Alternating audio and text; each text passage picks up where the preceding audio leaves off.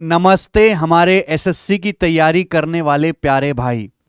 और ये practice set उन सब बच्चों को देखना है जिनको सीएचएसएल 2025 का पेपर देना है, या मेरे हिसाब से एसएससी का कोई भी एग्जाम देना है मेरे दोस्त आपको, ठीक है। और पेपर तो आपका एआई बनाएगा, रोना नहीं है। जैसे मैं सवाल करा रहा हूं, जो जो करवा रहा हूं, बिल्कुल ऐसा ही पेपर आएगा। एग्जाम के लास्ट टाइम में सबसे ज्यादा जरूरी होते हैं आप बढ़िया लेवल के टेस्ट लगा लो, ठीक है ना। मैं आपको यहां पे करवा रहा हूं, बहुत सारे एग्जाम पेपर मैं आपको कराऊंगा। एक एग्जाम पेपर में 25 क्वेश्चंस हैं, बिल्कुल एग्जाम ओरिएंटेड। इसमें अर्थमेटिक के भी सवाल है, मैं एडवांस के भी सवाल है, और बहुत बेहतरीन मैं आपको सॉल्यूशन जो है करवाऊंगा। तो आप इनको जरूर देखिए। हमारा यूट्यूब चैनल है गगन प्रताप मैथ्स, इस पे सीएचएसएल के लिए डेडिकेटेड जो है प्रैक्टिस सेट मैं आपको करवा रहा हूं, ठीक है प्यारे दोस्तों। आ जाइए, मैं रात को जो है ये मॉक टेस्ट बना लेता हूं और मॉर्निंग में रिकॉर्ड कर देता हूं मेरे भाई, जिससे कि आप शाम को अच्छे से पढ़ाई कर पाओ, ठीक है। तो आप इसका ज़्यादा से ज़्यादा फ़ायदा उठाइए। मैं एक बच्चा पूरे साल भर पढ़े, उसके बाद एक कीमती कंटेंट को अगर मिस कर दे तो उसकी तैयारी अधूरी सी रह जाएगी, ठीक है ना। क्योंकि यहां से मैं एसएससी को बिल्कुल अच्छे से समझ चुका हूं। मैं वही सवाल आपको करवा रहा हूं जो पेपर में आपको सीधे दिखने वाले हैं, ठीक है ना। बाकी तुम समझ ही जाओ, ओके।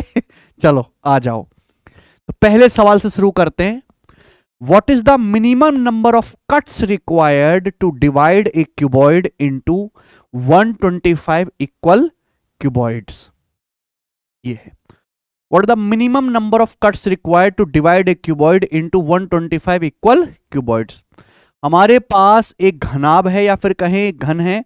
इसको 125 समान घनाभों में बांटने के लिए मिनिमम कितने कट लगाने पड़ेंगे? सचिन सवाल समझ गए, ठीक है। कितने कट लगाने पड़ेंगे अगर हमें एक क्यूब से आपको 125 सेम साइज के क्यूब बनाने हैं? तो देखिए, ये सवाल को समझाने के लिए मैंने एक चित्र भी लगवाया है, ध्यान से देखो। अगर आपको 125 क्यूब्स बनाने हैं तो हर फेस पे आपको कितने क्यूब्स दिखेंगे मेरे भाई? 25 25 दिख रहे हैं। 5 5 5 5 5 25 दिख रहे हैं। और ऐसी मेरे प्यारे में कितनी लाइन हो जाएंगी? 25 25 क्यूब्स की मेरे दोस्तों यहां पर 5 लाइन हो जाएंगी, तो 125 क्यूब्स बन जाएंगे ना टोटल। दिखाई दे रहा है ना। ये एक लाइन में कितने क्यूब्स आ रहे हैं? 25 आ रहे हैं भाई, 25 है ना, ऊपर से नीचे तक। और ऐसे ही देखो, 1 2 3 4 5 कितनी है? 25 पंजे 125 बन जाएगा। तो आप मुझे तो आपको कट कितने लगाने पड़ेंगे? 12 कट लगाने पड़ेंगे। क्योंकि मेरे दोस्तों, जब आप एक कट तो यहां मारोगे, है ना, एक कट यहां मारोगे, एक कट यहां मारोगे, एक कट यहां मारोगे, यानी कि 5 ऐसे टुकड़े करने के लिए आपको कट कितने मारने पड़ेंगे? 4 4 कट। एक लंबाई के डायरेक्शन में कट मारोगे इस तरीके से 4 4 चौड़ाई की दिशा में मारोगे, और 4 हाइट के डायरेक्शन में। तो टोटल कितने कट्स लगेंगे? 12 कट्स लगेंगे। तो इस सवाल का आंसर है 12 कट्स। आगे बात समझ में, गजब का सवाल है। अगर आपको 125 बराबर टुकड़े करने हैं तो 125 क्या होता है मेरे दोस्तों? 5 का क्यूब। तो डायरेक्ट शॉर्टकट भी है, 5 से एक नंबर क्या होता है? कम, 4। 5 से कम लेना, 4 + 4 + 4 कितनी बार? 3 बार आपको जोड़ना है। एक लंबाई के डायरेक्शन में मारोगे, एक चौड़ाई के डायरेक्शन में, एक हाइट के डायरेक्शन में। तो टोटल आपके 12 कट्स बनेंगे। ये थोड़ा फैन कम करो भाई। सवाल नंबर 2, ये देखिए, गजब का सवाल था ना ये, मजा आया सवाल करके, ठीक है ना। तो 125 इक्वल क्यूब्स में बांटने के लिए हमें कितने कट लगाने पड़ेंगे? 12 कट लगाने पड़ेंगे। आगे आ जाइए, अगला सवाल देखो बच्चों। ट्रायंगल एबीसी में एक लाइन डीई बीसी के पैरेलल है, डी एबी पर है, ई एसी पर है। ट्रायंगल एडीई के एरिया का ट्रेपेजियम डीई सीबी के एरिया से रेशियो क्या है? 25:56। आपसे क्या पूछा है? एडी से डीबी का रेशियो क्या है? ये अभी लेटेस्ट पेपर में सवाल आया है। कम बोल रहा हूं, ज्यादा समझ लो, ठीक है भाई। बहुत प्यारा क्वेश्चन है। तो ट्रायंगल एबीसी में एक लाइन हमको खींचनी है डीई बीसी के पैरेलल। तो त्रिभुज एबीसी है, कोई समस्या? अब इसमें ये एक लाइन हमने खींच दी मेरे प्यारे दोस्त, यहां पर इस प्रकार से, ये डीई डीई। मजे की बात यह है कि ये लाइन जो है बीसी के पैरेलल है, ठीक है। तो यहां पे आपका जो ट्रायंगल बन गया एडीई, ये ट्रायंगल बन गया, और नीचे क्या बन गए, DECB ट्रेपेजियम, क्योंकि आमने सामने एक साइड पैरेलल है। इनके एरिया का रेशियो कितना है, 25:56, यानी कि इसका एरिया 25 है तो इस ट्रेपेजियम का एरिया 56 है। ठीक है बच्चे। तो आपसे पूछा AD से DB का रेशियो। भाई यहां पर अगर लाइन DEBC के पैरेलल है तो इसका मतलब छोटा वाला ट्राइंगल ADE और पूरा बड़ा वाला ट्राइंगल ABC दोनों एक दूसरे के सिमिलर होंगे। छोटे वाले ट्राइंगल बड़े वाले ट्राइंगल के एरिया का रेशियो क्या है, छोटे वाले ट्राइंगल का एरिया 25, बड़े ट्राइंगल के एरिया क्या है, इन दोनों को जोड़ देंगे 25 और 56 81। ये छोटे वाले ट्राइंगल बड़े वाले ट्राइंगल के क्या एरिया का रेशियो है, तो छोटे और बड़े ट्राइंगल की करस्पॉन्डिंग भुजाओं का साइड का रेशियो क्या आएगा, इसका अंडर रूट।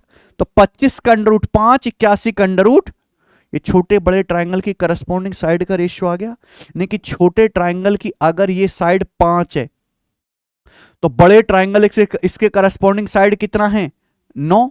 ये रेशियो क्या आ गया, 5:9। कोई डाउट इसमें।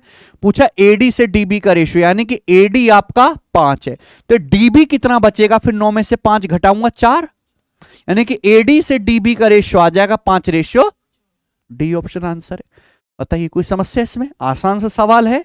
इसी तरह के सवाल आएंगे।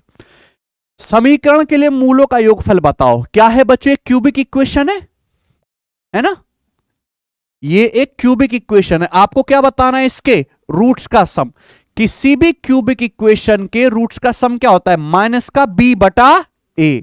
अगर इसके रूट अल्फा बीटा गामा है तो रूट का सम माइनस का B/A। B मतलब x² का कोफिशिएंट यानी कि 7, और A मतलब x³ का कोफिशिएंट यानी कि 2, तो -7/2 इस सवाल का आंसर है C ऑप्शन। ठीक है ना।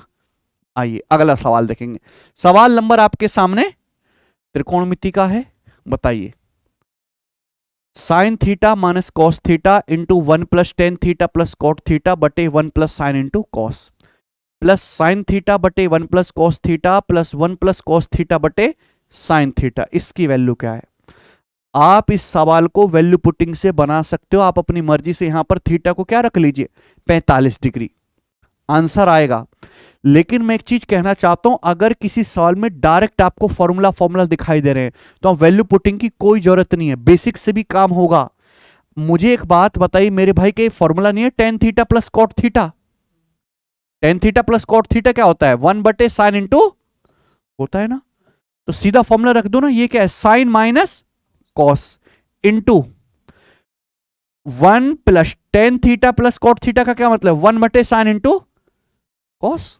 tan प्लस कॉट का मतलब 1/sin इंटू कॉस। अगर एलसीएम लेंगे तो क्या आ जाएगा, sine into cos plus 1/sin into cos, sine into cos plus 1/sin into cos. और ये नीचे क्या है बच्चे, 1 + sin इंटू कॉस। को डाउट। और ये रहा प्लस। अब यहां ध्यान से देखेंगे, साइन बटे 1 + cos प्लस 1 + cos बटे साइन। भाई हम तो ये भी देखे दिखाएं, ये भी पैटर्न आपको पता होना चाहिए। साइन स्क्वायर थीटा क्या होता है, 1 + cos इंटू 1 - cos। ये साइन थीटा है नीचे, यहां भी सेम बना सकते हैं क्या। ये क्या चीज है बेटे, ये साइन बटे 1 प्लस, भाई sine theta cross multiply same करो, sine theta into sine theta, sine square theta.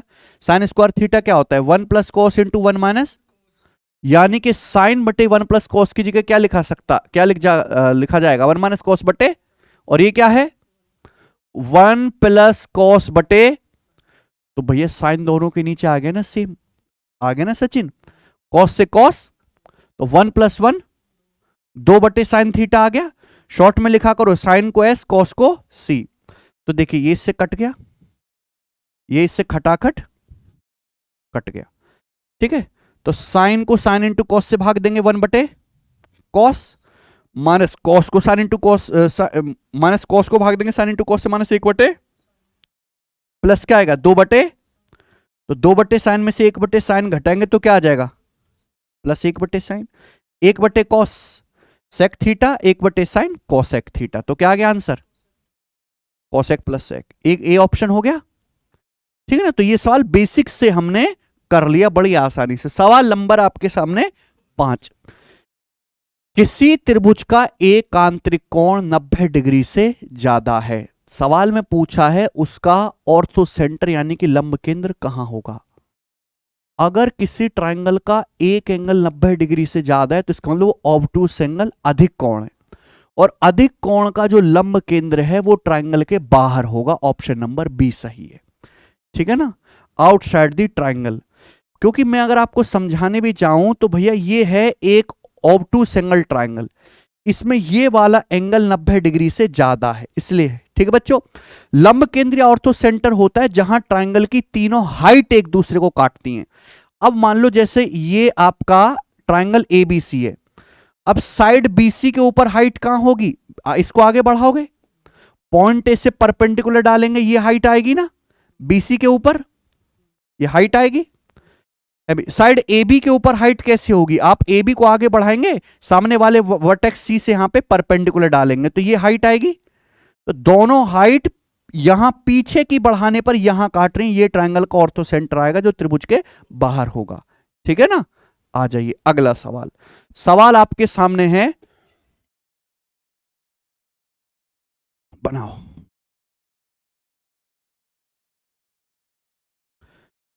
A contractor employs 15 men to complete a work in 24 days, working 8 hours per day. एक ठेकेदार 15 आदमी को काम पे लगाता है, 24 दिन में काम पूरा कर लेंगे। पर डे कितना काम करते हैं, 8 घंटे।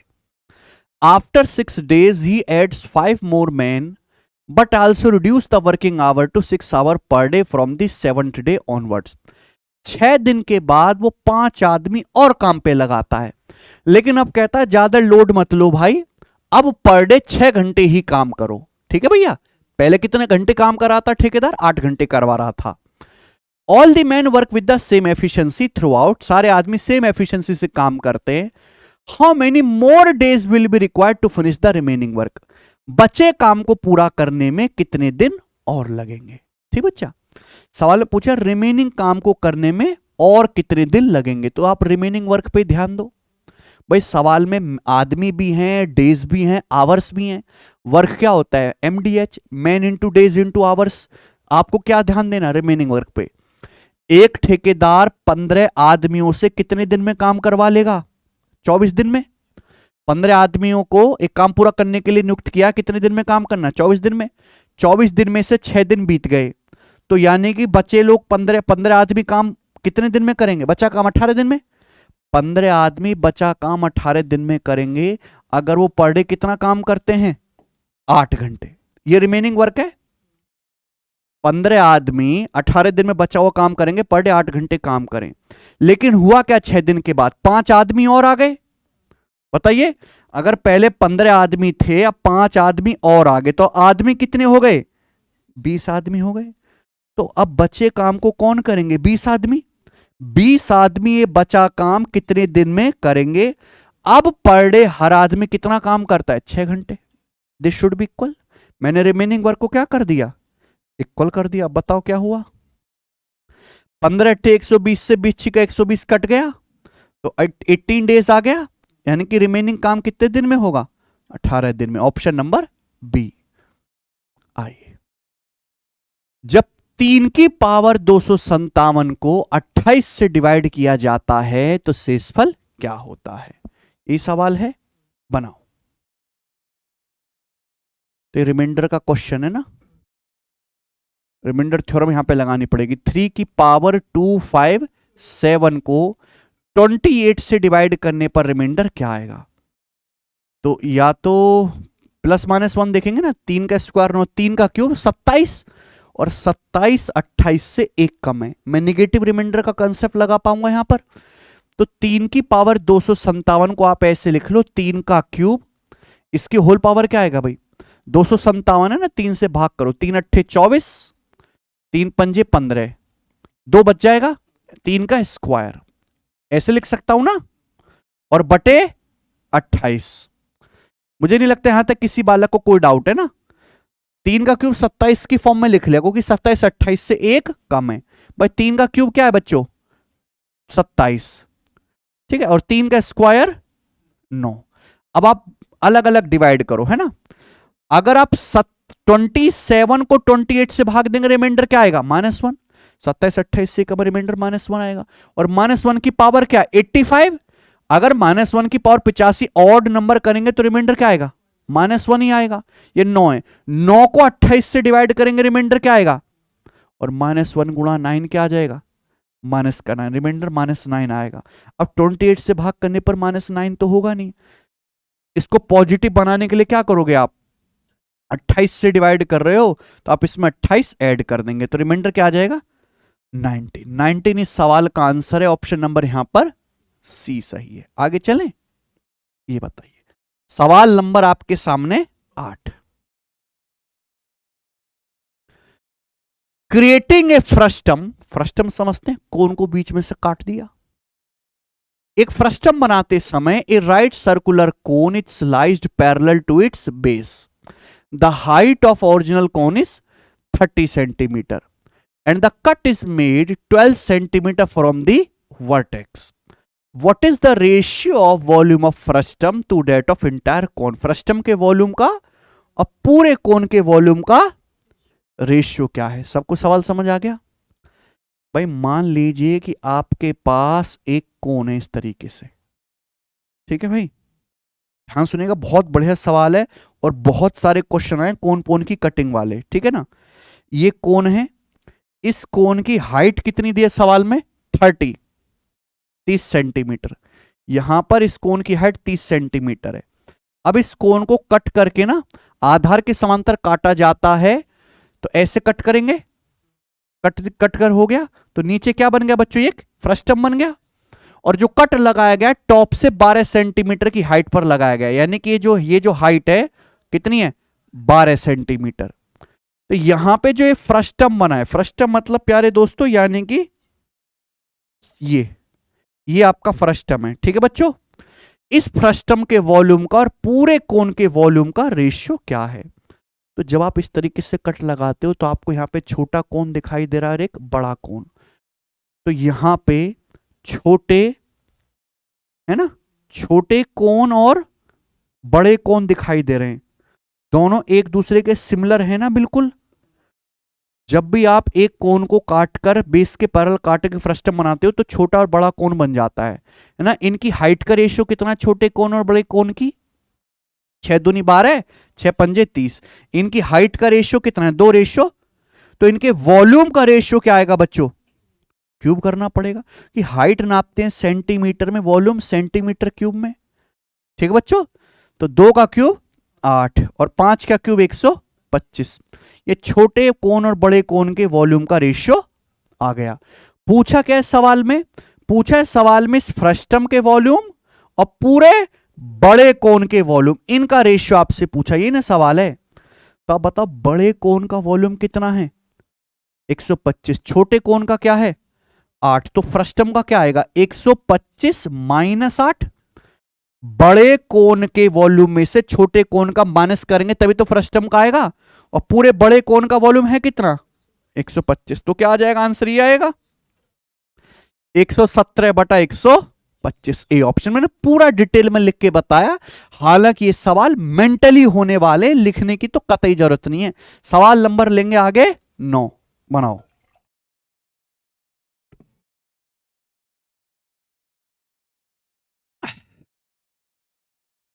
x बराबर 1 plus cos into 2 minus 2 cos theta बटे 2 plus 2 sign theta into 1 minus sine theta. X की वैल्यू दी है। पूछा क्या है? x प्लस 1 बटे x प्लस 2। यहां भी आप वैल्यू पुटिंग लगा सकते हो, है कि नहीं सचिन? लग जाएगा थीटा, आप 45 या 30 या 60 जो भी रख लो, आंसर तो आएगा। लेकिन मैंने क्या बोला कि त्रिकोणमिति में जहां से सीधा खटखट फॉर्मूला दिखाई दे वहां फॉर्मूला ही लगा लो। अगर आप देखो तो 1 प्लस कॉस थीटा, 2 प्लस 2, ये ऊपर भी 2 है नीचे भी 2 है, तो 2 कॉमन लेके कट जाएगा। ये तो 2 कॉमन लेके खत्म। ये तो आपको जबरदस्ती पागल बनाने वाली बात हो गई, ठीक है ना। तो आप मुझे बताओ ये क्या आ गया? 1 plus cos into 1 minus cos, 1 minus cos square theta यानी कि साइन स्क्वायर थीटा। और ये क्या आ गया? 1 plus sine into 1 minus sine यानी कि कॉस स्क्वायर थीटा। तो साइन स्क्वायर थीटा बटे कॉस स्क्वायर थीटा क्या आ गया? Tan square. बोलो कोई डाउट है? तो आपसे क्या पूछा ये? तो x का मतलब क्या है? प्लस एक बटे एक्स क्या आएगा, यानी कि 1/tan² थीटा, यानी कि cot² थीटा प्लस 2, और tan² theta plus cot² theta plus 2 हो गया, क्योंकि x का मतलब tan²थीटा, 1/tan²थीटा कॉट लिख दिया मैंने। ये क्या चीज है, tan² theta plus cot² theta plus 2, ये तो tan प्लस cot थीटा का होल स्क्वायर है, a प्लस बी का whole square, tan² theta plus cot² theta plus 2, tan into cot जो 1 हो जाएगा। ठीक है। ओहो, प्रॉब्लम ये कि हाँ सर सेक कॉसेक में पूरी दुनिया जानती है कि tan प्लस कॉट क्या होता है, ये बहुत इंपॉर्टेंट फॉर्मूला है त्रिकोणमिति में। tan प्लस कॉट बराबर 1/sin इंटू कॉस, या फिर सेक इंटू 1/sin इंटू कॉस का मतलब सेक इंटू कॉसेक, और इसका होल स्क्वायर, यानी कि sec square into option number B. ये सब मेंटली होने वाली बातें मेरे भाई, इतने आपको नहीं लिखने हैं स्टेप्स। ठीक है बच्चों, समझाना अलग बात है और करना अलग है। आगे देखेंगे सवाल नंबर 10, बनाइए। How many approximate KGs of sugar costing 45 पर KG must be mixed with 25 kg of sugar costing 32 per kg so that a gain of 15% may be obtained by selling the mixture at 43.7 रुपए पर KG. देखो हम दो type की चीनी को मिला रहे हैं, प्राइस दिया और रुपये पर केजी, तो प्राइस रुपये पर केजी पे आप एलिगेशन लगा लो, मात्रा का अनुपात आ जाएगा। दो टाइप की चीनी को मिला रहे हैं, पहली चीनी का दाम कितना है 45 रुपए पर किलोग्राम, पूछा इसके कितने किलोग्राम को हम दूसरे टाइप की चीनी के साथ मिला रहे हैं जिसका प्राइस क्या है 32 रुपए पर किलोग्राम। मिलाना चाहिए मेरे प्यारे भी कि मिश्रण को 43.7 रुपए पर केजी में बेचने पर कितना लाभ हो 15%। तो मिक्सचर का क्या दिया है सेलिंग प्राइस, आपको क्या निकालना पड़ेगा सीपी क्रिय मूल्य। मिश्रण को 43.7 रुपए पर केजी में बेचो कितना लाभ होता है 15%। अगर सीपी 100% है, 100% पे 15% लाभ हो, ये कितने की वैल्यू 115% की, 1% के लिए 115 से भाग कर देंगे, 100% के लिए 100 से गुणा, तो ये तो आ ही जाएगा मेरे भाई 5 दूनी 10 और ये 23, 23 एकम 23 और 20, 23 निम्मा 238। मिक्सचर का सीपी कितना आ गया 38 रुपए पर केजी। तो आपको दोनों टाइप की चीनी को किस अनुपात में मिलाना है 38 माइनस 32 6 और 45 माइनस 38 7, तो 6:7 के अनुपात में मिलाना पड़ेगा। पूछा ये 45 रुपए पर किलोग्राम वाली चीनी के लगभग कितने किलोग्राम को 32 रुपए पर किलोग्राम वाली 25 किलोग्राम चीनी के साथ मिलाना चाहिए। तो आप 32 रुपए पर केजी वाले कितनी चीनी मिला रहे हो 7 यूनिट, इसकी वैल्यू कितनी दी है 25 किलोग्राम, तो 7 की वैल्यू 25 किलोग्राम है, तो 1 की वैल्यू कितनी आ गई 25/7, 6 की वैल्यू आएगी 25/7 का 6 गुना, यानी कि 150/7 किलोग्राम, ये आंसर आएगा है ना। तो ये तो 21 बार चला जाएगा, अप्रोक्स 21 केजी की आंसर इंटीजर में यहां पे दे रखे हैं, तो अप्रोक्स क्या आएगा 21 7 147। आइए 11वां सवाल, a minus B 8, A cube minus B cube 704, पूछा क्या है A square minus B square. ठीक है, A square minus B square algebra का सीधा फॉर्मूला है ए माइनस बी गुणा A plus, A minus B 8 है गुणा ए प्लस, यानी कि आपकी जिंदगी का मकसद है इस सवाल के लिए ए प्लस बी की वैल्यू निकालना। ए प्लस बी दिया तो है नहीं, फॉर्मूला लगा के ही निकालना पड़ेगा। सवाल में ए माइनस बी 8 दिया है, ए क्यू माइनस बी क्यूब 704, तो ए क्यू माइनस बी क्यूब का फॉर्मूला आपको याद है, ए क्यू माइनस बी क्यूब का फॉर्मूला लगा लेंगे, ए minus B 8 into A minus B 8 का whole square plus 3ab, A minus B 8 into A minus B 8 का होल स्क्वायर प्लस 3b बराबर 704। ठीक है बच्चों, अब यहां पे आप 8 से काट लेते हैं, 8 अट्टे 64 और 8 अट्टे 64 उधर चला जाएगा है ना, तो 88 में से जब आप 64 घटाओगे तो कितना आ जाएगा 24 आएगा ना, तो ए बी की वैल्यू आ जाएगी 8, 3 अट्ठे 24। लेकिन आपको चाहिए क्या ए प्लस बी, देखो मेरे पास a माइनस बी है, मेरे पास ए बी है, तो मैं यहां से a प्लस बी निकाल सकता हूं। सब बच्चों को फॉर्मूला पता है a प्लस बी का स्क्वायर, a प्लस बी का फॉर्मूला a माइनस बी और ए बी की टर्म है, a माइनस बी का होल स्क्वायर प्लस 4ab, ये फॉर्मूला है ए प्लस बी का, ए माइनस बी और ए बी की टर्म में। तो यानी कि ए प्लस बी की जो वैल्यू होगी वो क्या आएगी, इसका अंडर रूट, क्योंकि हम पॉजिटिव वैल्यू लेंगे, ऑप्शन पॉजिटिव है। तो ए माइनस बी 8 का स्क्वायर 64 प्लस ए बी 8 8 चौक 32, तो ये आ जाएगा 96। 96 यानी कि 16 छिक्का 96, 16 छिकम 96, 16 का अंडर 4 रूट 6 आ जाएगा ये। ठीक है भैया, दिमाग में कर सकते हैं इतनी बात तो ए प्लस बी कितना आ गया, 4 रूट 6, तो 8 गुणा 4 रूट 6, तो आंसर क्या है इस सवाल का, 32 अंडर रूट 6। ऑप्शन नंबर यहां पे बी करेक्ट है, ये आंसर है। बताइए, बढ़िया सवाल है ना, एक दो स्टेप आपको यहां पे लगाने हैं, तब जाके आपका आंसर आएगा। आगे चलेंगे, चुपचाप करेंगे। सवाल नंबर 12 बनाइए, बढ़िया सवाल।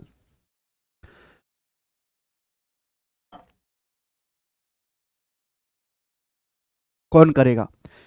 ए seller bought 3 different type of mobile cover C1 C2 and C3। एक सेलर ने 3 मोबाइल कवर खरीदे। Ratio of their selling price was 3 4 5। तीनों मोबाइल कवर के सेलिंग प्राइस का रेशियो 3 4 5 है। C1 पे he made a profit of 25% on C1, 10% on C2, but loss हुआ C3 पे 20%। तो अप्रोक्सीमेट परसेंटेज गेन और लॉस बताओ पूरे ट्रांजैक्शन में। पूरे ट्रांजैक्शन में लगभग कितने परसेंट का लाभ या हानि हुआ? 2 ऑप्शन में प्रॉफिट है, 2 ऑप्शन में लॉस, और ऑप्शन भी काफी दूर दूर हैं। देखो ये सवाल ना देखने में लग रहा होगा normal, but this is not a normal question. ध्यान से देखिएगा, एक मोबाइल सेलर ने 3 मोबाइल कवर खरीदे, यहां पर C1, C2 और C3। इन तीनों मोबाइल फोन के सेलिंग प्राइस का रेशियो 3 4 5 है। सेलिंग प्राइस, अगर यहां पे कॉस्ट प्राइस का रेशियो होता तो सवाल 1 सेकंड में हो जाता डेविएशन से। सेलिंग प्राइस का रेशियो 3 4 5 है, और उन पर जो हमें प्रॉफिट या लॉस परसेंटेज हो रहा है वो भी आपको दिया हुआ है। पहले पे प्रॉफिट कितना हुआ है, C1 पे 25% यानी कि 1/4। दूसरे प्रॉफिट है 10% यानी कि 1/10, और तीसरे मोबाइल कवर C3 पर आपको लॉस हुआ है 20% यानी कि 1/5। तो यहां ना कई सारे तरीके हैं, मैं आपको अप्रोक्सीमेशन वाला ही तरीका बता दे रहा हूं। तीनों मोबाइल कवर के आप सीपी निकाल लो।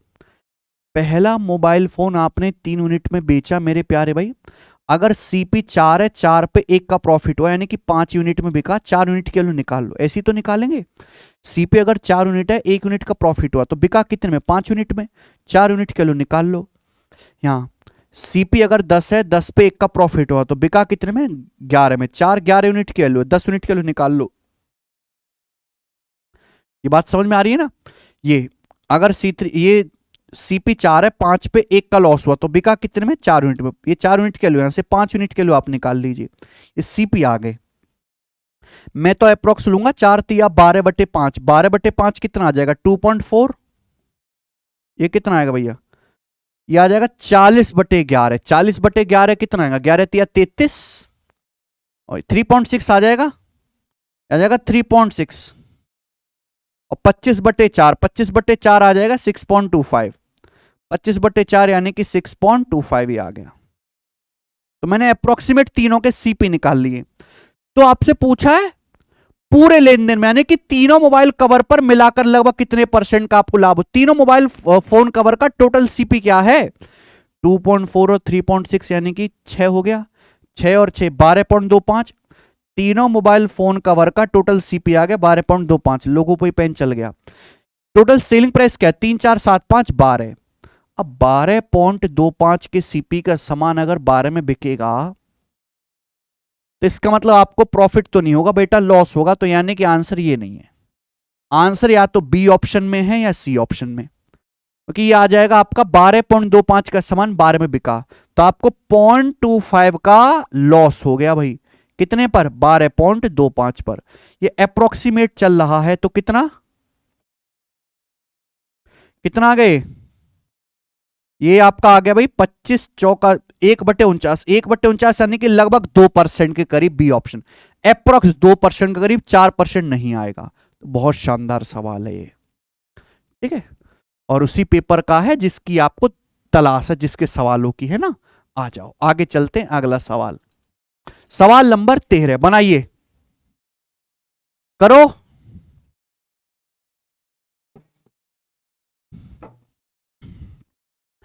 A sector of a circle has a central angle of 120 degree and radius of 7 centimetre. एक सर्कल का सेक्टर है जिसका केंद्रीय कोण 120 डिग्री है, त्रिज्या 7 है। Another sector of same circle, same circle का एक और सेक्टर है जिसका सेंट्रल एंगल है 2 पाई बटे 3 रेडियंस। तो आपसे पूछा फर्स्ट सेक्टर और सेकंड सेक्टर के एरिया का रेशियो क्या है। एरिया नहीं निकालना, एक ही सर्कल के भीतर दो सेक्टर बनाए हुए हैं मेरे भाई, तो आप मुझे बताओ, और आपसे पूछा उनके एरिया का रेशियो। सेक्टर तो आप समझते, मुझे फिगर बनाने की जरूरत नहीं है। सेक्टर का एरिया क्या होता है, किसी भी सर्कल की अगर रेडियस आर है और वो सेक्टर सेंटर पे थीटा एंगल बनाता है तो सेक्टर का area formula pi R square गुणा थीटा बाई 360 डिग्री। ध्यान सुनेगा, यहां एक ही सर्कल के अंदर दो सेक्टर बन रहे हैं, यानी कि दोनों सर्कल के लिए मेरे प्यार दोनों सेक्टर की रेडियस सेम होगी। अच्छा, एक सेक्टर का सेंट्रल एंगल 120 डिग्री, ये भी आप देखो। दूसरे का है 2 पाई बटे 3 रेडियन, 2 पाई बटे 3 रेडियन, ये भी तो 120 डिग्री होता है। दूसरे सेक्टर का भी तो सेंट्रल एंगल 120, अगर पाई रेडियन है, रेडियन को अगर आपको डिग्री में बदलना है तो पाई रेडियन की जगह आप क्या रख दो, 180 डिग्री रख दो। 3 से 180 60 बार जाएगा, 60 दूनी 120 डिग्री, 2 पाई बटे 3 रेडियन 120 डिग्री है। यानी कि यहां पे दोनों सेक्टर जो एक सर्कल के अंदर बने, दोनों सेक्टर की रेडियस भी सेम है, और ये मेरे प्यारे भाई उनका सेंट्रल एंगल भी सेम है। रेडियस भी सेम है, सेंट्रल एंगल भी सेम है, पाई तो बराबर ही है सबके लिए, यानी कि दोनों सेक्टर का एरिया इक्वल होगा 1:1। रेडियस सेम है, सेंट्रल एंगल भी बराबर हो गया, तो दोनों सेक्टर का एरिया भी बराबर। आगे चलेंगे, सवाल नंबर 14। एक त्रिभुज एबीसी के भीतर एबीसी भुजाओं वाला एक वृत्त बना हुआ है, नहीं गलत लिखा हुआ है, triangle ABC has a circle inscribed with in it with side ABC.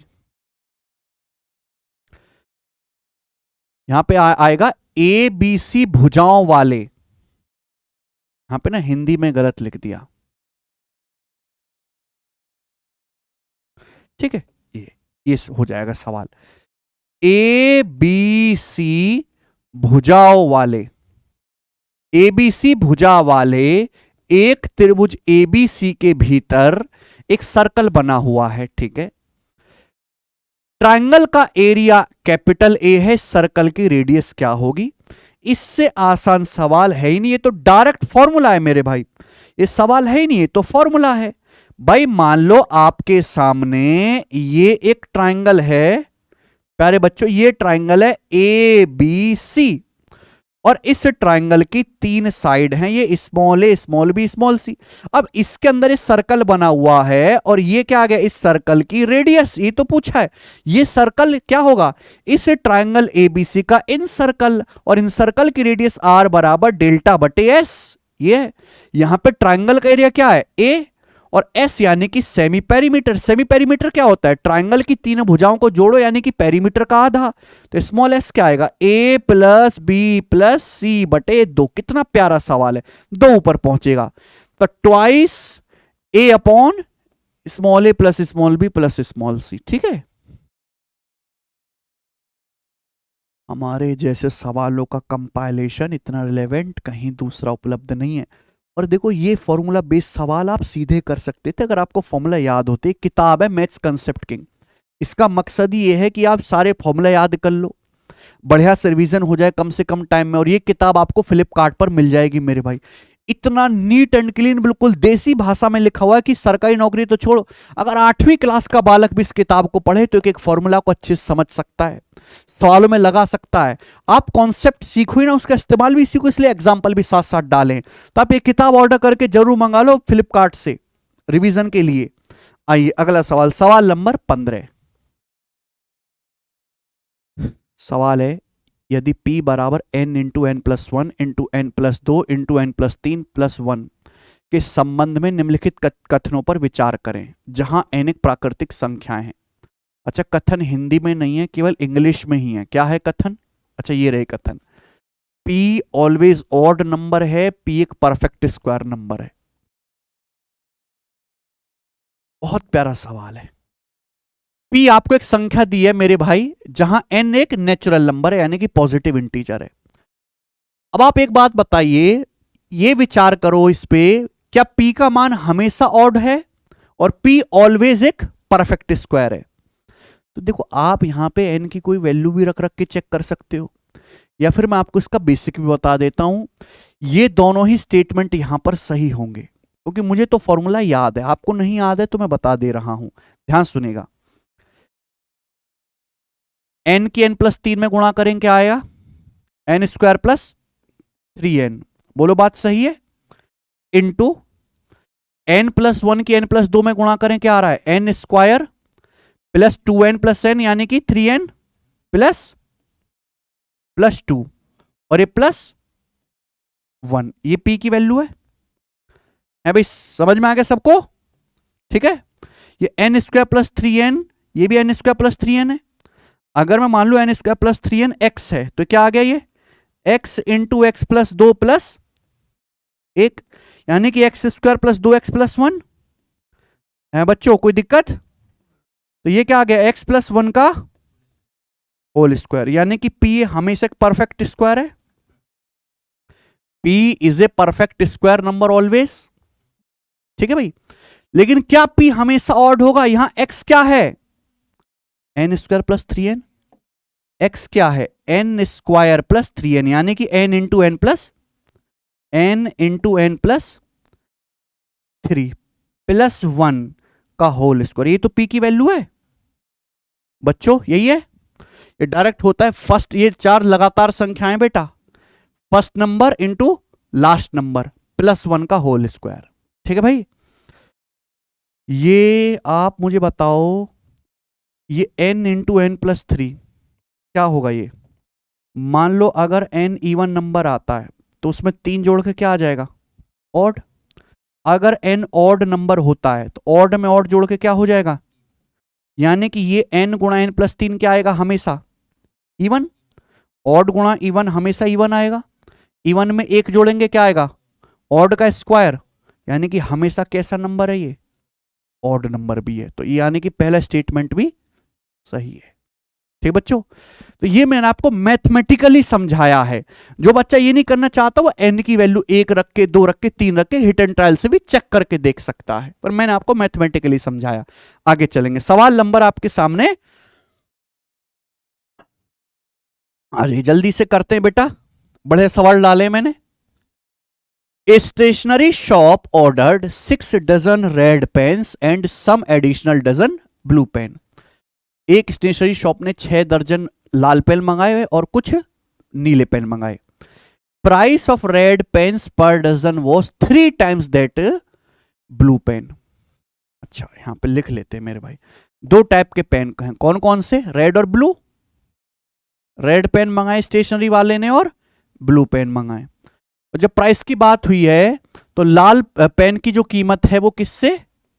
Blue pen से 3 गुना है। ब्लू पेन अगर 1 का है तो रेड पेन 3 का है, ठीक है। When the order was delivered, जब ऑर्डर डिलीवर हुआ, it was found that number of dozen of the 2 colors had been interchanged. जब ऑर्डर आया गड़बड़ हुई, जितने रेड पेन मंगाए थे उतने तो ब्लू पेन आए, जितने ब्लू पेन मंगाए थे उतने रेड पेन आए। इससे क्या हुआ? बिल 40% बढ़ के आ गया। तो आपसे ये पूछा number of dozen of red pen to the number of dozen of blue pen in original order. Original order में रेड और ब्लू पेन का रेशियो क्या है? देखिए हमने जो ऑर्डर किया था उसमें था 6 दर्जन आपके रेड पेन, और मैंने मान लिया कि ब्लू तो पता ही नहीं है, x, ठीक है बच्चों। तो बिल का अमाउंट क्या बनना चाहिए था भाई? अगर एक रेड पेन 3 का है तो 6 कितने के आएंगे? 6 दर्जन 18 के, और प्लस ब्लू पेन पे कितना आएगा? x। लेकिन अब जो हमने गड़बड़ कर दी है, जब ऑर्डर डिलीवर हुआ तो ये पलट के आया, यानी कि आपके x तो आए रेड पेन और ब्लू पेन कितने आए? तो रेड पेन पे कितना खर्चा हुआ है? 3x, और ब्लू पेन का कॉस्ट क्या हो गया?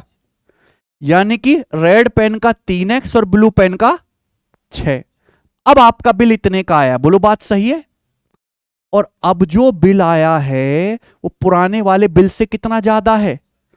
40% की फ्रैक्शन वैल्यू 2/5। अगर 2/5 ज्यादा, देखिए हर चीज अपने आप में 1 होती है, 1 से 2/5 ज्यादा आने की कितना, 7/5 गुना। दैट्स इट, वन लाइनर सवाल। केवल आपको निकालना है 7x और 5 दिया, क्रॉस मल्टीप्लाई भी तो होगी, 7x और 15x का डिफरेंस। ठीक है भाई, 7 गुणा 18 126 और 5 30, 126 और 30 का डिफरेंस 96, तो x कितना आ गया 12। तो यानी कि 6 तो आए हैं आपके रेड और ब्लू पेन ऑर्डर किए थे आपके 12, तो इनकी संख्या का रेशियो 6/12 तो पूछा है, 1-2 है ना। ये बताइए सवाल नंबर 17, करो जल्दी जल्दी। हर टाइप के सवाल हैं, हर लेवल के, हर एग्जाम के। In a certain time is sum becomes 4 times of itself on simple interest at the rate of 10% per annum.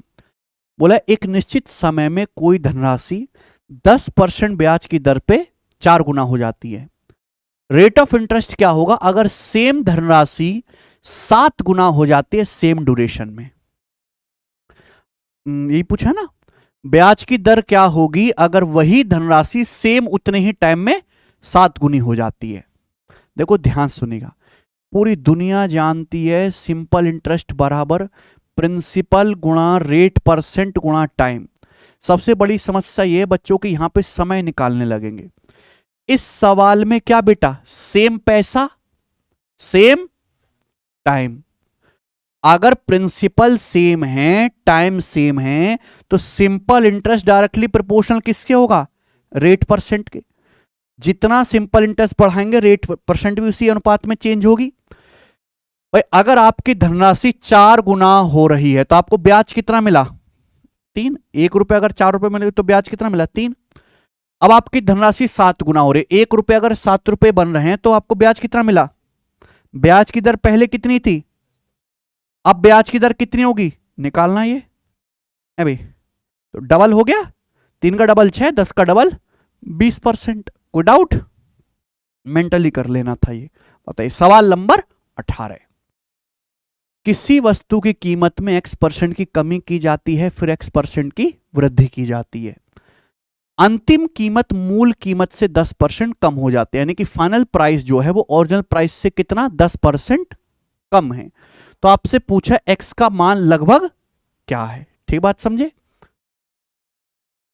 अगर किसी वस्तु की कीमत हम पहले x% डिक्रीज करते हैं फिर जो वैल्यू आते हैं उसको x% बढ़ाते हैं तो उस वस्तु के प्राइस में जो नेट चेंज आएगा वो -x और +x का सक्सेसिव x² / 100% डिक्रीज हो जाएगा उसका प्राइस। और उस वस्तु के प्राइस में फाइनल चेंज कितना है, फाइनल कीमत ओरिजिनल से 10% कम हो गई, यानी कि वस्तु का प्राइस जो है वो नेट कितना कम हो गया ओरिजिनल वैल्यू से 10%। This should be equal, then x² equal to कितना आ गया 1000। तो यहां से x की वैल्यू कितनी आ गई 1000 का अंडर रूट, यही बात है। और हम देखेंगे ऑप्शन से क्योंकि एग्जैक्ट तो आएगा नहीं। देखो 32 का वर्ग 1024, तो यानी कि आंसर 32 से कम आएगा। 31 का वर्ग 961, ये 1000 है तो आंसर 31 से ज्यादा आएगा। आंसर पहला ऑप्शन है, ठीक है ना, 31 32 के बीच में रहेगा। 1.5 रेडियन को डिग्री में बदलो, इतना सा सवाल है देखो 4 शब्द का।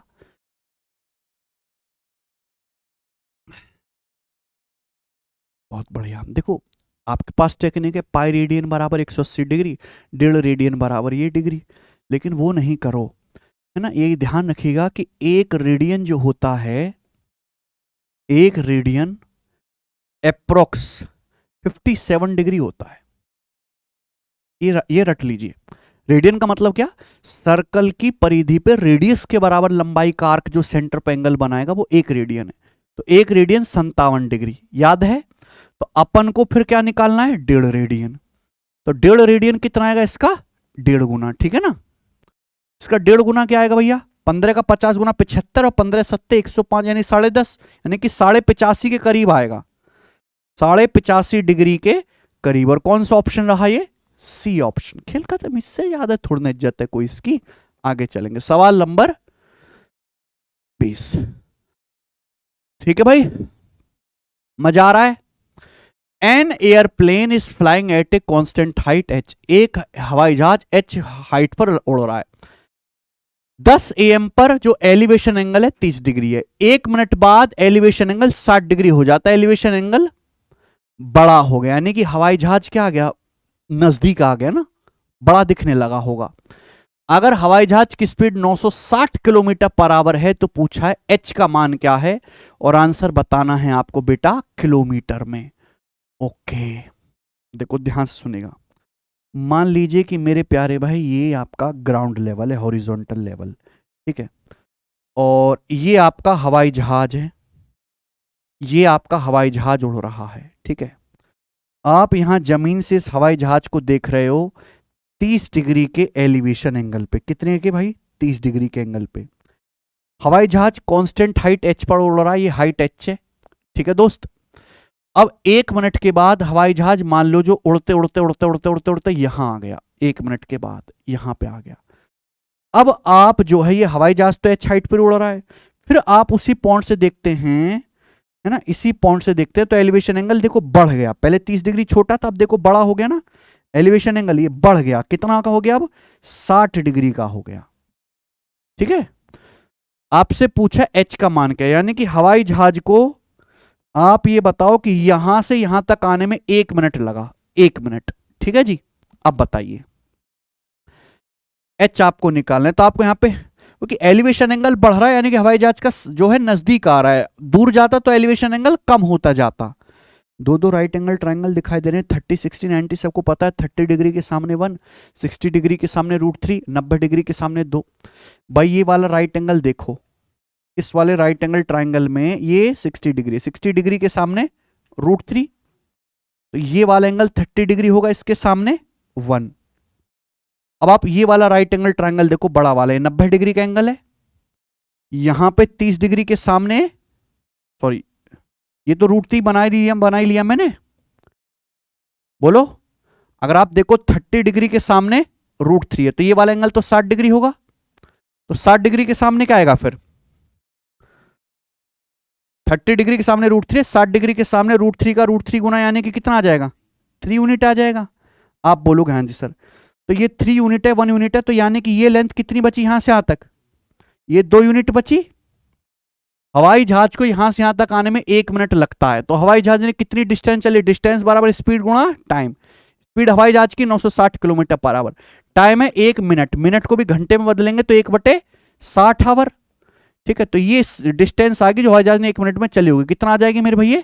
16 किलोमीटर, यानी कि 2 यूनिट की वैल्यू आ गई है 16 किलोमीटर। तो एक की वैल्यू कितनी आ गई? 8 किलोमीटर। अगर एक की वैल्यू 8 किलोमीटर है तो हवाई जहाज पूछा, हवाई जहाज कितनी हाइट पर उड़ रहा है? ये √3, हवाई कितनी हाइट पर उड़ रहा है हवाई जहाज? √3, तो √3 यूनिट की वैल्यू आ जाएगी यहां पे 8√3 किलोमीटर बस। और ये आपको निकालना है, बताओ इससे आसान सवाल है क्या कोई? h का मान यानी कि 8√3, और √3 का मतलब 1.73, 17 8 136 है भाई, 13.6 से हल्का सा बड़ा, ऑप्शन नंबर बी करेक्ट है, ठीक है ना। आगे चलेंगे, सवाल नंबर आपके सामने 21 बनाइए। हो देख रहे हो, ये सवाल कहीं नहीं मिलेंगे अभी आपको, प्रीमियम माल है। कर लो चुपचाप, ठीक है, चुपके से बताना। 2 आदमी ए और बी ने एक खेत किराए पर लिया है, ठीक है। जुगाड़ तो हर चीज का हुआ है बेटे, ठीक है। मोदी जी भी 75 साल के हो गए, नहीं होना चाह रहे ना रिटायर, जुगाड़ बनाया उन्होंने, दबदबा है, हमारा भी है कुछ। 2 आदमी ये भी वही जुगाड़ है। 2 आदमी ए और बी ने खेत किराए पर लिया, वह 6 महीने के लिए खेत में 21 घोड़े और 2 महीने के लिए 15 गाय रखता है। वह कौन भाई? ए आएगा ना, ये इंग्लिश में, ये हिंदी में ए आएगा। 6 महीने के लिए खेत में 21 घोड़ा, 2 महीने के लिए 15 गाय। बी 6 महीने के लिए 15 गाय और 7.5 महीने के लिए 40 भेड़ रखता है। 3 घोड़े 5 गाय के बराबर भोजन खाते हैं, 6 गाय 10 भेड़ के बराबर भोजन खाती हैं, तो ए को किराए का कितना हिस्सा देना पड़ेगा? भाई जो आदमी जिस हिसाब से जानवर पाल रहा है वो खाएंगे जानवर, जितने ज्यादा समय के लिए रखोगे उतना ज्यादा खाएंगे, उसी के हिसाब से किराया बनेगा।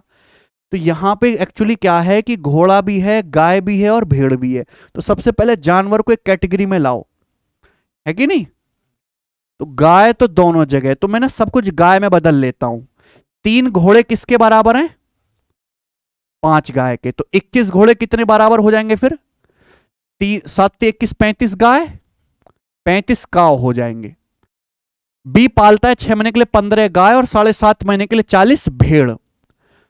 10 भेड़ अगर 6 गाय के बराबर है तो 40 भेड़ कितना आएगा? 4 गुना 10 चौक 40 भेड़ आ जाएगा 24 काव। बोलो। तो अब आप ये देख लो भैया, यहां पे महीने भी अलग अलग है। एक महीने का हिसाब देखो, ए ने 35 गाय पाली 6 महीने के लिए, या फिर 35 छिक्का 210 गाय पाली 1 महीने के लिए। एक बात, सेम बात है। और बी ने, ए ने क्या है, 15 गाय पाली 2 महीने के लिए, तो 15 दूनी 30 गाय पाली 1 महीने के लिए। 1 महीने में कर लेते हैं। बी ने 15 गाय पाली 6 महीने के लिए, तो 15 छिक्का 90 गाय पाली 1 महीने के लिए, और 7.5 महीने के लिए पाली 24 गाय। तो 24 गाय 7.5 महीने के लिए, 24 गुणा 7.5 कितना आ जाएगा? 180। 24 गुणा 15/2 180 गाय 1 महीने के लिए। अरे दोस्तों ठीक है, 24 गाय 7.5 महीने के लिए, तो 24 गुणा 7.5 180 गाय 1 महीने के लिए। तो ये इतनी गाय पाली हैं उसने, 210 प्लस 3 240 गाय 1 महीने के लिए ए ने, और बी ने 270 गाय। तो इस इतनी के हिसाब से किराया भी बनना चाहिए। तो किराए का रेशियो क्या आएगा? 30 से कट गए 8 रेशियो। सवाल में क्या पूछा है? ए को किराए का कितना हिस्सा देना पड़ेगा? ए देगा 8, दोनों का टोटल किराया कितना बनना है? 8/17 ए दे के रफा दफा करेगा हिसाब। A option. बढ़िया सवाल है। सवाल नंबर 22, त्रिभुज एबीसी में डीबीसी पर एक ऐसा पॉइंट है कि AB गुणा डीसी बराबर AC गुणा BD। Angle BAD alpha, angle CAD beta, तो कौन सा सही है? ठीक है बच्चों, बीच बीच में आदमी हूं, गलतियां करता हूं, बीच बीच में उनके सवाल हटा के कोई और भी डाल देता हूं। ठीक है, चलिए, जिससे कि वो ज्यादा नाराज ना हो। ट्रायंगल एबीसी में, ये त्रिभुज एबीसी बना लो पहले। डीबीसी पर एक ऐसा पॉइंट है, मान लो बीसी पर एक पॉइंट डी हो गया कि BAD अल्फा, तो ये मिलाना पड़ेगा फिर। तो ये BAD अल्फा, CAD बीटा, ये दोनों अल्फा बीटा हो गए। AB गुणा DC बराबर AC गुणा BD, अल्फा बीटा बराबर है। खेल खत्म। देखो ये ना बड़ा लल्लू सी बात है, ये आपको दिया है, बच्चे परेशान क्या करें। हाँ, तो यहां पे जो भुजाएं हैं ABAC, तो भुजाएं ना त्रिभुज की, इनको एक तरफ ले जाओ तो AB/AC बराबर DC को उधर ले जाओ BD/DC। ये आपको कुछ देखा दिखा ऐसा लग रहा है क्या? ये लाइन AD है, जो रेशियो AB से AC का है वही रेशियो BD से DC का। ये कब होगा? हमने एक लाइन खींची है AD जो एंगल A से खींची जा रही है, एंगल A बनाने वाली साइड का रेशियो AB/AC, और ये लाइन अपोजिट साइड को उसी अनुपात में बांट रही है BD/DC। ये तभी पॉसिबल है जब ये लाइन एंगल A का बाइसेक्टर होगी, समद्विभाजक। ठीक है ना? तो यानी कि अल्फा बराबर बीटा आ जाएगा। आइए 23वां, दिया गया है x + y + z 0 और x³ + y³ + z³ बराबर 3xyz। पूछा है x - y का whole cube plus y - z का whole cube plus z - x का होल क्यूब। पहली बात तो ये दिया है तो ये हमें पता ही है, इतनी कृपा मत करो। ठीक है, आपसे क्या पूछा है ये? तो ये a³ + b³ + c³ फॉर्म ही तो है। a³ + b³ + c³, यहां पे ये a + b + c तीनों का सम 0 है। x से x, y से y, z से z कट जाएगा। अगर तीनों का सम 0 है तो a³ + b³ + c³ बराबर क्या आ जाएगा? 3abc, यानी कि आंसर है thrice of x - y, y - z into z - x। कुछ नहीं है। आइए सवाल नंबर ट्राइंगल एबीसी में median AD BE CF centroid G पर प्रतिच्छेद करती हैं। यदि ट्राइंगल एबीसी का एरिया 60 है पूरे बड़े ट्राइंगल का, तो पूछा है जीबीसी। जीबीसी मतलब सेंट्रोइड और दो कोने, तो यानी कि 20 आ जाएगा।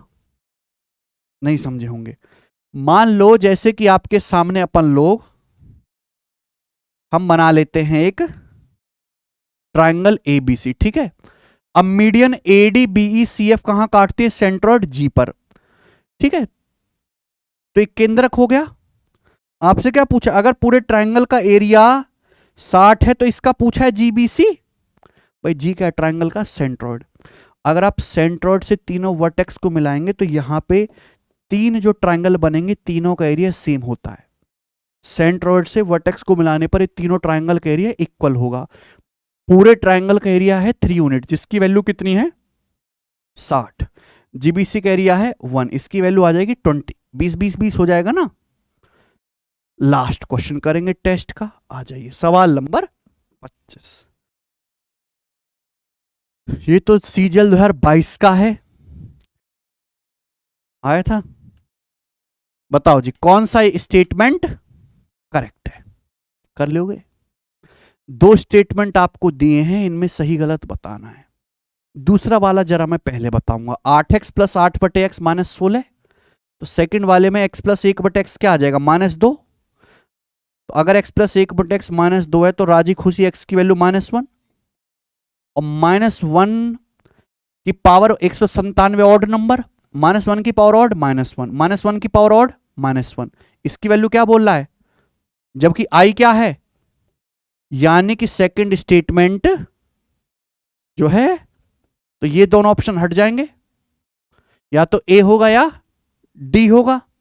बोलो। चलिए अब आपको बतानी है इसकी वैल्यू है भैया, ये बताओगे ना।